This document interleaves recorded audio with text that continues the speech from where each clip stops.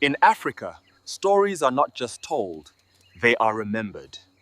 Every folktale carries the voice of our ancestors, lessons wrapped in mystery, and wisdom hidden in rhythm and silence. Do well to subscribe to our YouTube channel, Miss Ifidet African Tales TV, and enjoy ancient stories.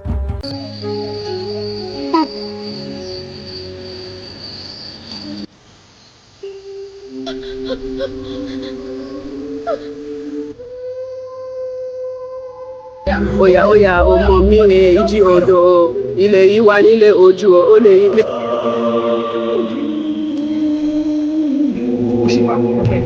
Obe ọmọ eji egbu n'okpuru. Lord remembers, let the night ones rise. Oh yeah, confront thy some of our ancestors. Let your spirit be guided by the drama.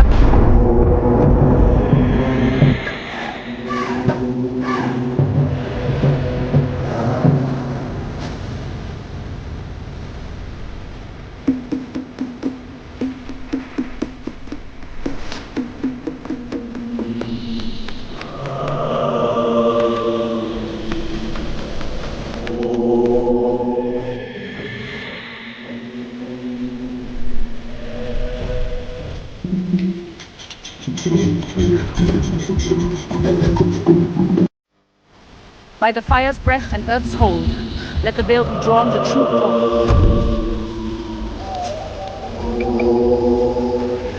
Come and cry, they come in now. Call the drum bright king. I forgot what was hidden. I thought the calabash I can't. You should not have done that. I see you, Mama. I feel you here. You're not gone.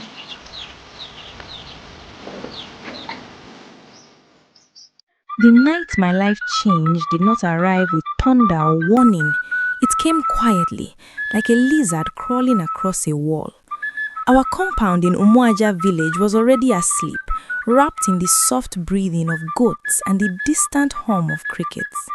I lay on my mat, staring at the ceiling, listening to my father snore in the next room and my stepmother's restless footsteps moving back and forth like she was counting something invisible. Since my mother died, sleep avoided me. My stepmother, Mama Sadi, moved into our lives like harmattan dust, slowly, then everywhere.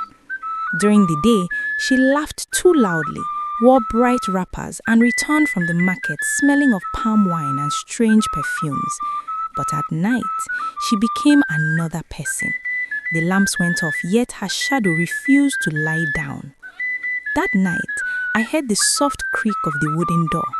I held my breath. Mama Sade tied her headscarf with care, as if preparing for a celebration. She did not wake my father. She never did. She stepped outside barefoot, carrying a small calabash wrapped in red cloth.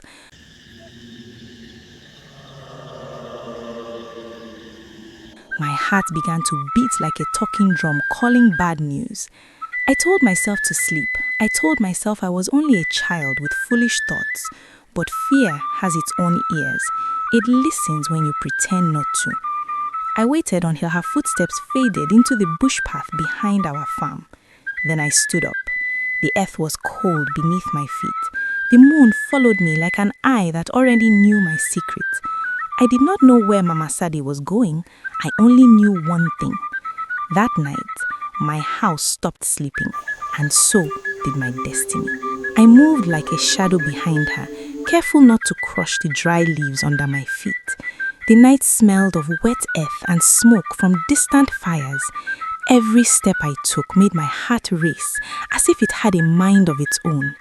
Mama Sade's figure glided through the darkness, small and light, yet commanding. She carried the calabash close to her chest, as if it held the power of life and death itself. The path led to the edge of the forest, where the trees crowded together like conspirators. I paused behind a cassava bush, watching her stop beneath an ancient iroko tree. Moonlight revealed strange markings carved into its bark. She whispered words I did not understand, her voice soft but heavy, rolling over the leaves like thunder without a storm. Oya oya ọmọ mi ìjì odò ilé yìí wà nílé ojú ó lè ilé. Then she set the calabash down and began to move in a circle around it, chanting in a rhythm that made the hairs on my arms stand. Suddenly, the ground trembled beneath me. I stumbled but stayed hidden. A fire ignited near the calabash, warm and golden, revealing figures that stepped out from the shadows. They were not people, though they wore clothes like ours. Their faces glowed with an otherworldly light. My stomach twisted with fear, yet my curiosity refused to turn back. Masade knelt before the calabash, and the figures gathered around her, bowing low. I realized then that this was no ordinary night, no ordinary stepmother. My pulse screamed that she belonged to something ancient and terrible, something that fed on secrets and darkness. I wanted to run, to call my father, to cry out, but the forest held me in its silent grip. I stayed, hidden, trembling, and began to understand that the woman who cooked in our kitchen by day was a stranger by night, a stranger whose hands shaped shadows and whose appetite reached far beyond the walls of our home. That night, I learned that some truths cannot be unlearned, and some feasts, once seen, mark you forever. I crept closer, pressing myself against a low branch, heart hammering like a drum calling war. The fire crackled, painting Mama Sadi's face in flickering gold. Her eyes glinted with something I had never seen, something hungry and sharp. The calabash in front of her paused as if it had a heartbeat, and the shadows around it began to sway like living things. I wanted to look away, to run back to my bed, but a strange force rooted me to the earth. One of the shadows bent down and whispered into the calabash. Its voice was soft but filled with menace, carrying words that made my teeth chatter. Mama Sade responded with a voice I almost did not recognize, so gentle yet commanding. The forest seemed to lean closer, listening, breathing, waiting. I felt a cold wind brush past me, carrying scents of roasted meat and herbs I had never smelt. My stomach churned, but a part of me wanted to hear more, to understand what dark magic this was. Then, the calabash shivered violently. A smoky figure began to rise from it, twisting and stretching into the air. Its face was hidden, but its eyes glowed like hot coals. Mama Sade's hands hovered over it, moving in a rhythm I could not follow. The other figures knelt, murmuring chants that made the air heavy, almost suffocating. I felt the weight of centuries pressing down, of secrets older than my father's stories, of darkness that drank courage like water. I realized that I was not just witnessing a ritual, I was part of it now, even if they did not know. Every instinct screamed to run, yet my legs refused to move. I was tethered by fear, by awe, by the impossibility of what I saw. That night, under the iroko tree, I understood that Mama Sade's life was not her own, and the calabash held a hunger that might never be satisfied, unless someone dared to intervene. I stayed crouched in the undergrowth, too terrified to breathe, as Mama Sade began arranging strange plates around the calabash.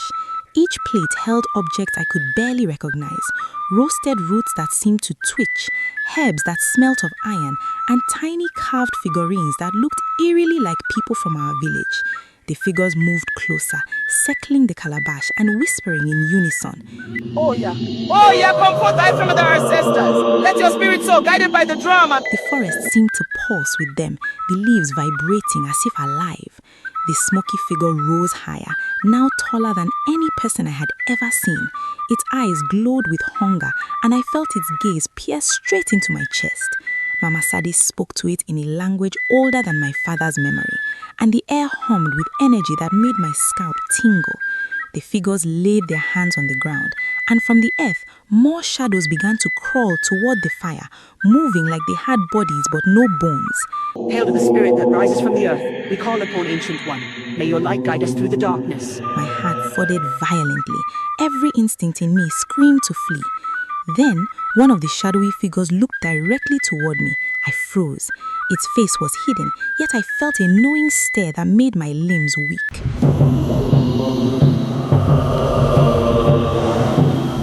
Mama Sade laughed softly, a sound that was both comforting and terrifying. She lifted her hands and the shadows stopped, bowing to her like worshippers before a queen. I realized that this was her nightly ritual, a feast not for humans, but for spirits hungry for life, for energy, for secrets we were never meant to hold. I swallowed, the taste of fear bitter in my mouth. I had seen enough to know that revealing this to my father would change nothing. This world Mama Sade belonged to was hidden, dangerous and relentless. My mind raced. How could I stop her? How could I survive knowing she returned each night to feed the unseen while I was left in daylight pretending everything was normal? That night, I discovered that some appetites cannot be sated and some truths demand courage I did not yet have. The fire's glow made shadows dance around the clearing like living snakes. I crept a little closer, my curiosity warring with my fear. Every step felt louder than a drum beat in the silence. The smoky figure hovered over the calabash, and its eyes seemed to follow me, though I was hidden behind a bush. Mama Sade hummed a melody that was soft, almost like a lullaby, but I could feel its weight pressing against my chest, as if the tune were stitching me into the ritual itself. The figures leaned forward in unison, their whispers growing louder, echoing in my ears like the roar of a river in flood. My hands shook, but I could not look away. One of the shadows moved toward the edge of the firelight and glanced in my direction. My stomach lurched. It felt like it knew I was watching, like it could see me even though I was crouched in darkness. I realized that every fear I had ever felt was small compared to what I faced tonight. Mama Sade's hands moved over the calabash in a rhythm that made the air quiver. The smoky figure swelled higher, stretching, twisting, and filling the clearing with a cold, invisible pressure.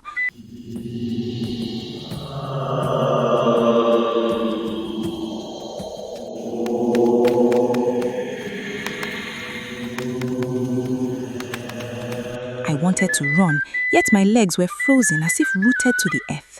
And then I felt a finger of air brush past my cheek, an invisible hand, delicate but insistent, warning me, threatening me, drawing me closer to what I was never meant to see. For the first time, I understood something terrifying. The ritual was not just about feeding spirits. It was about control, about power, about bending the unseen world to Mama Sade's will. And somehow, I was now part of it, tethered by fear, by witness, and by the terrible knowledge that the woman who cooked in our kitchen by day commanded forces that could swallow me whole if I stepped wrong. That night, I learned that some appetites cannot be bled.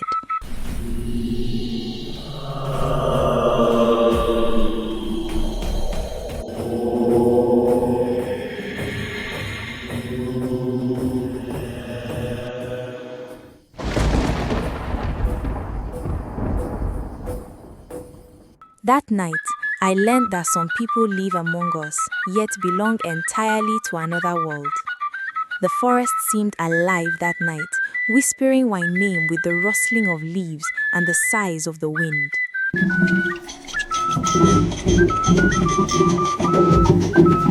Every branch looked like a crooked finger pointing at me, every shadow a hidden eye. I pressed myself against a tree trunk, trying to disappear, but the clearing's light flickered against my face, revealing me more than I wanted. Mama Sade continued her ritual, her voice steady and powerful, as though commanding the very spirits to obey. The smoky figure grew taller, its form now stretching into the tree canopy, blending with the night. The other shadowy figures danced around it, their movements precise, almost hypnotic.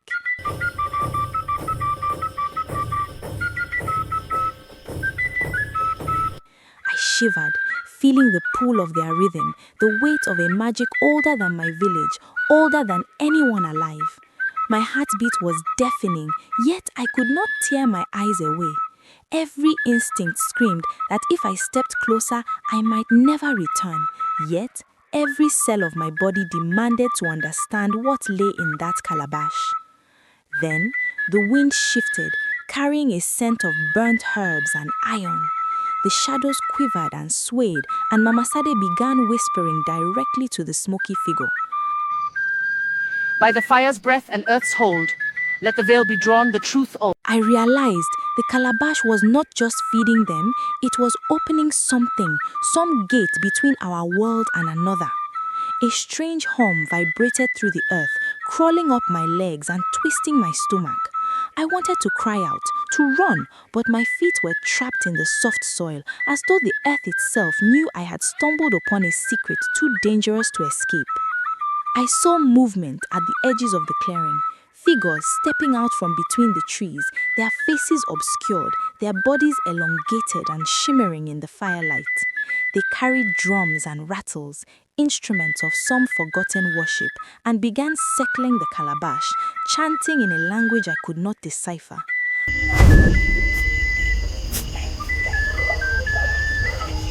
Mama Sade joined them, her voice ringing above all others, commanding, soothing, and terrifying at once. That night, I understood that some nights in the forest are not meant for sleeping. They are meant for witnessing, for surviving, and for learning that some feasts belong to shadows, not to humans.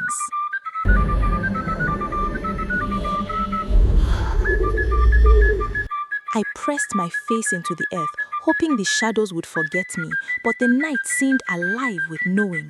The smoky figure now hovered directly above the calabash, and I realized with a cold knot in my chest that it pulsed like a living heart. Mama Sade knelt beside it, her hands moving with deliberate grace, her voice carrying words that made the leaves tremble.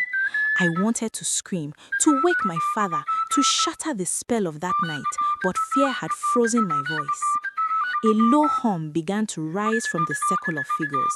Their whispers merged into a chant that vibrated through my bones, through the soil beneath me.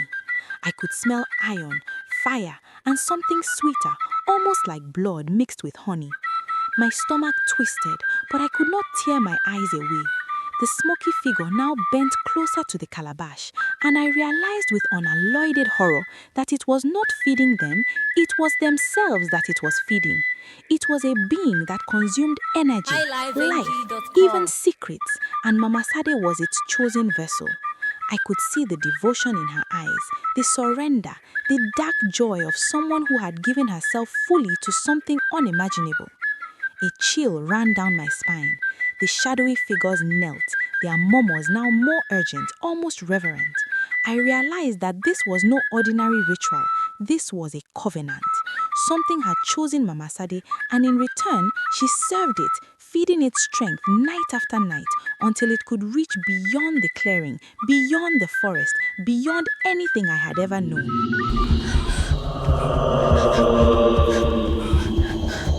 My hands trembled as I clutched a branch for support. If anyone discovered me now, there would be no escape. I felt the pull of the shadows towards me, the smoky figure turning its glowing eyes in my direction. My stomach lurched. I was not meant to see this, not meant to understand. That night, I learned the most terrifying truth. The woman who cooked in our kitchen by day had surrendered herself to darkness that could swallow the living, and I was caught in its gaze. I froze as the smoky figure swelled faster above the calabash, its glowing eyes scanning the clearing. The shadows bent towards me, thin fingers of darkness brushing against the ground where I crouched. My heart hammered in my chest so loudly, I was certain they could hear it. I wanted to run, but my legs refused.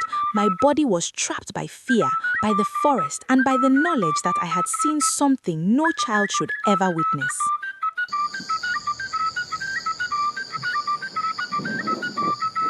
Mama Sade's voice rose, commanding the smoky figure, her tone soft yet unyielding. And then I made the mistake that nearly ended me. I inhaled sharply. The sound cracked through the night, small but deadly. The smoky figure froze mid-air, and my stomach plummeted. Its glowing eyes turned towards me. I wanted to vanish into the soil, to become part of the earth itself, but it was too late. The forest seemed to hold its breath as the shadows began to stretch, reaching towards me. Panic clawed at my throat, but instinct kicked in. I dropped to the ground and crawled backward, keeping my eyes fixed on the ritual.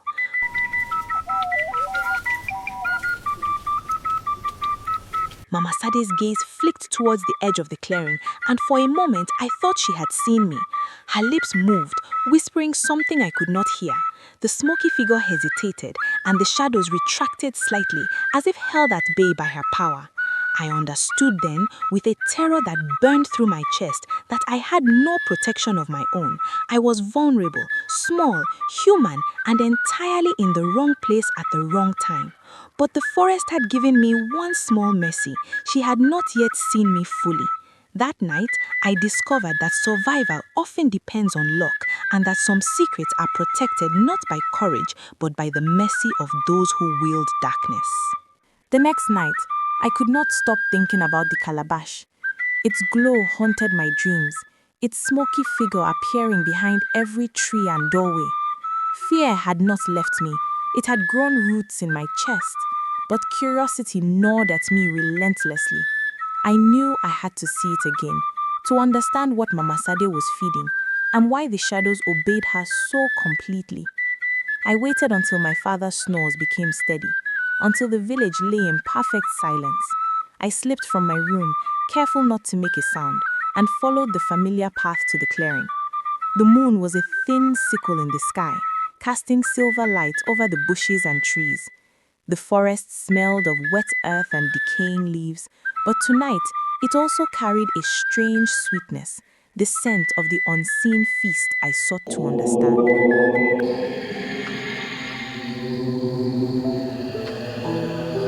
Mama Sade was already there, kneeling before the calabash. She hummed her chant, hands moving with precise grace. The smoky figure hovered above it, wreathing and glowing brighter than ever. Shadowy figures knelt in a circle, murmuring and bowing. My heart twisted. I wanted to turn back, yet my feet carried me closer. I crouched behind a bush, fingertips brushing the damp soil, inching toward the edge of the clearing, desperate to glimpse the calabash without being seen. I saw it quiver, and then I understood something horrifying. The calabash was alive. Not merely alive, but aware. It pulsed like a heartbeat, smoke rising from its edges, and I felt a tug in my chest, like a rope wrapped around my spirit. Mama Sade whispered into it, feeding it something I could not see, and the smoky figure shivered in response. No!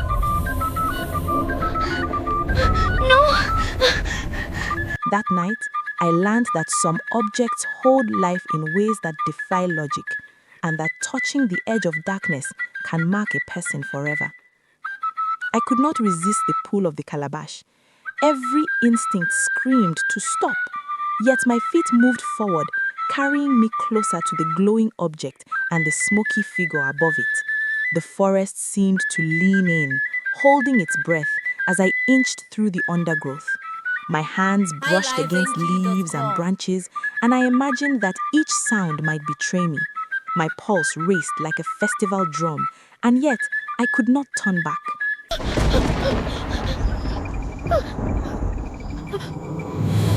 Mama Sade chanted softly, unaware of my presence, or perhaps pretending she did not see me.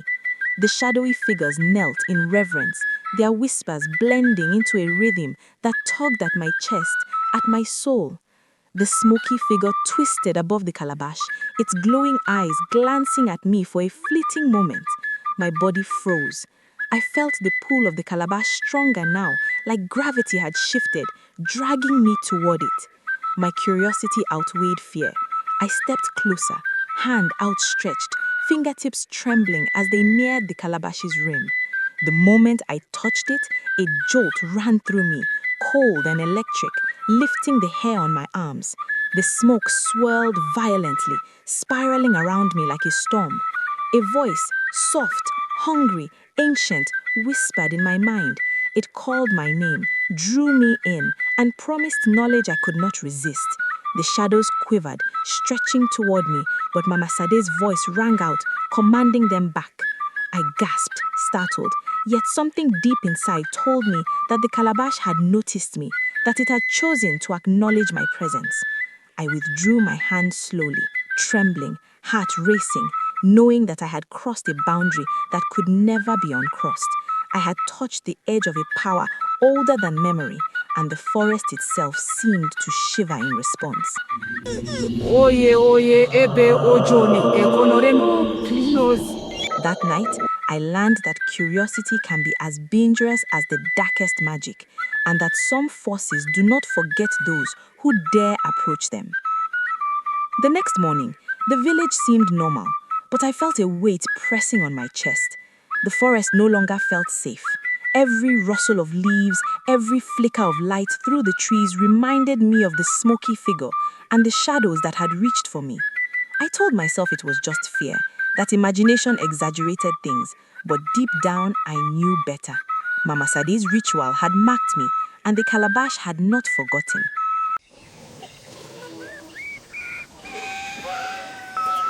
That night, I returned. I could not resist. My legs carried me like they had a mind of their own, past the goats and the sleeping huts, through the familiar path toward the clearing. The moon was fuller now, silver light spilling across the ground. I crouched at the edge, heart pounding. Mama Sade was there, chanting, hands moving over the calabash. The smoky figure hovered above it, glowing brighter than before, stretching taller, more menacing. The shadows moved differently tonight, swirling like they were aware of my intrusion, circling closer, whispering in voices that made my ears ache. I realized with a shiver that they were hunting, not just observing, hunting. The forest seemed to close around me. Branches reached like fingers, shadows slithered across the earth. I wanted to retreat, but I could not. Curiosity and fear intertwined, binding me to the clearing. Mama Sade's chant grew louder, commanding, and I understood that she knew I was there. Come now. Call the brown bright thing. I saw what was hidden. That's what the calabash I can't. Her eyes flicked toward me briefly, a shadow of a smile playing on her lips. She did not call me, but the smoky figure reacted, twisting violently, smoke spiraling in my direction. I felt the pull again, stronger than ever, tugging at my chest, my arms, my very thoughts. I stumbled back, tripping over roots, the shadows recoiling just enough. My breath came in ragged gasps. I realized then that some nights, some forces do not allow witnesses. They hunt them, leaving only the brave or the foolish to survive. That night, I learned that some curiosity carries a price paid in fear. That night, I waited longer than ever, crouched at the edge of the clearing, my body stiff with tension. The forest seemed to breathe around me, shadows stretching and folding like living creatures. Mama Sade appeared as usual, calm, purposeful, carrying the calabash wrapped in red cloth. But tonight, something felt different. There was a weight in her movements, a gravity I had not noticed before, as if she carried more than just the ritual. She carried a secret that could devour me if revealed. The smoky figure rose higher than ever, and the shadows swelled faster, circling the clearing like a storm preparing to strike. Mama Sade knelt before the calabash and whispered words I did not recognize. The calabash pulsed violently, smoke rising in thick spirals. And then I saw it. Deep inside the glowing mist, a face appeared, human, yet warped. It twisted, and I realized with a shock that it resembled my mother. My chest tightened, my breath caught. This was no ordinary ritual. Mama Sade was feeding a part of my mother's spirit, something stolen, trapped, bound to the calabash. I wanted to scream, to run, to destroy it, but fear held me still. Mama Sade's voice grew firmer, commanding the smoky figure. The shadows bowed, and the spirit inside the calabash writhed, struggling yet unable to escape.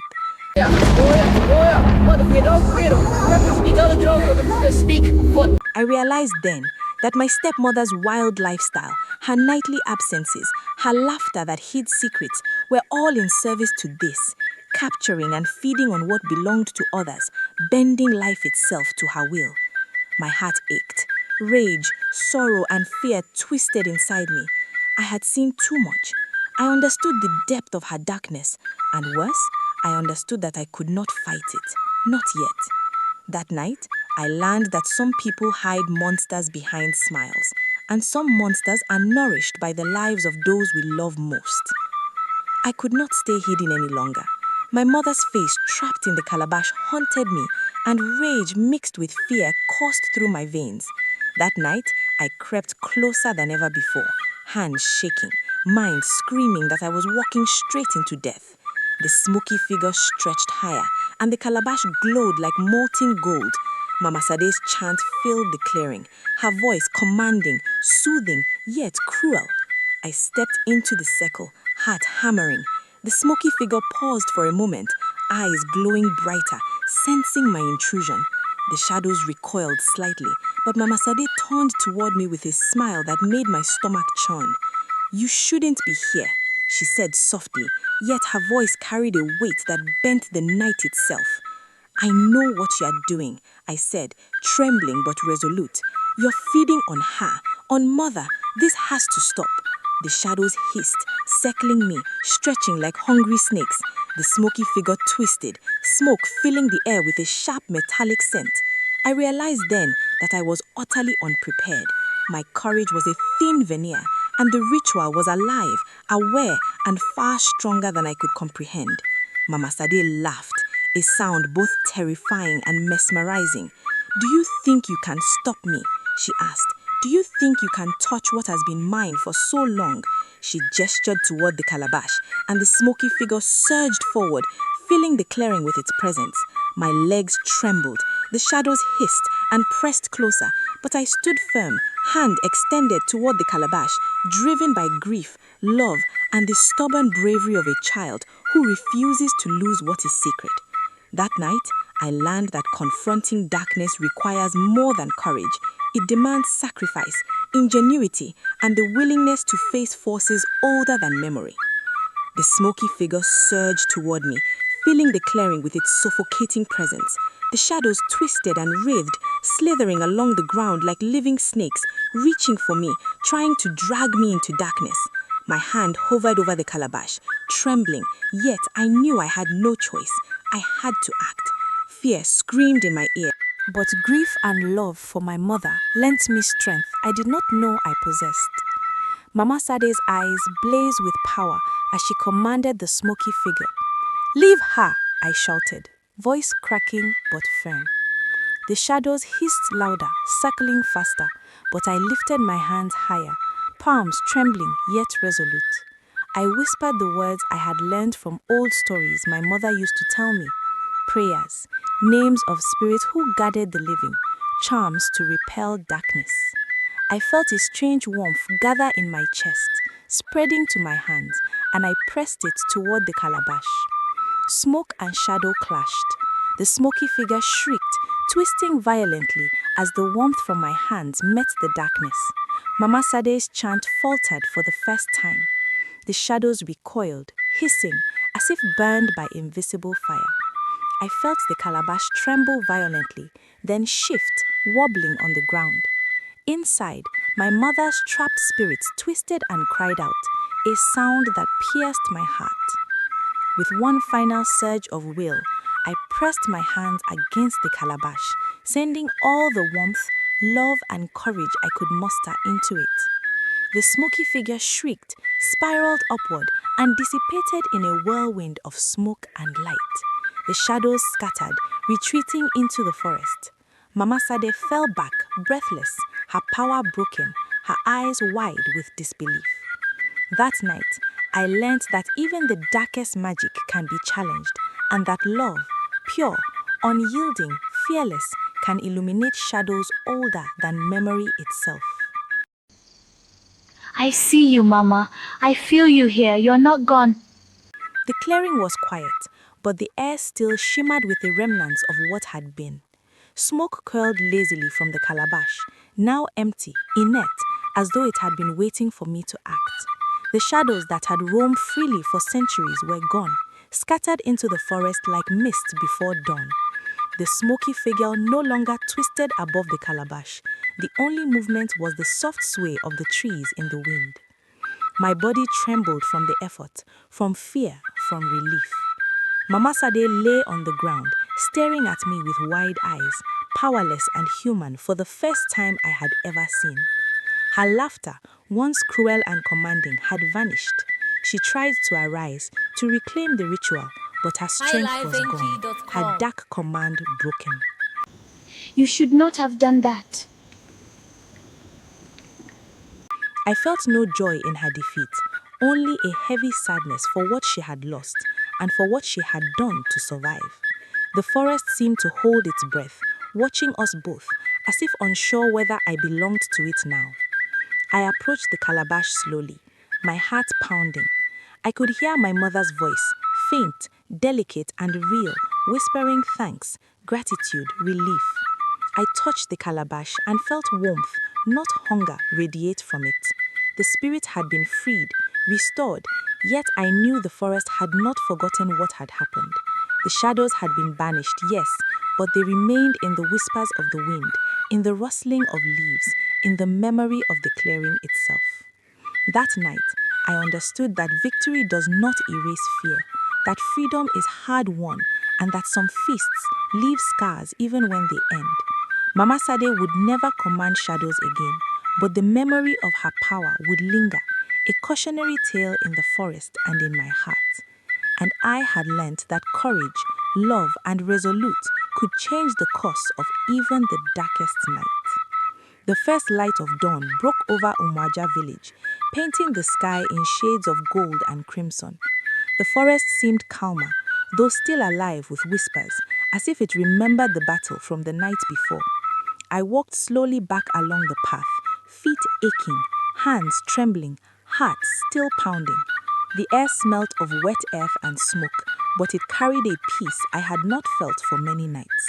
The shadows had gone, and the smoky figure was no more, yet the forest kept its secrets, silent and watchful. When I returned home, my father slept peacefully, unaware of the ordeal I had witnessed, of the danger I had faced. Mama Sade sat in the courtyard, her head bowed, quiet. I did not know whether she felt remorse, defeat, or fear of what she had unleashed. I avoided her eyes, though part of me wanted to demand answers. The village seemed unchanged, yet I knew that a darkness had once lived in our midst, and that only courage, love, and stubborn persistence had kept it from consuming everything I held dear.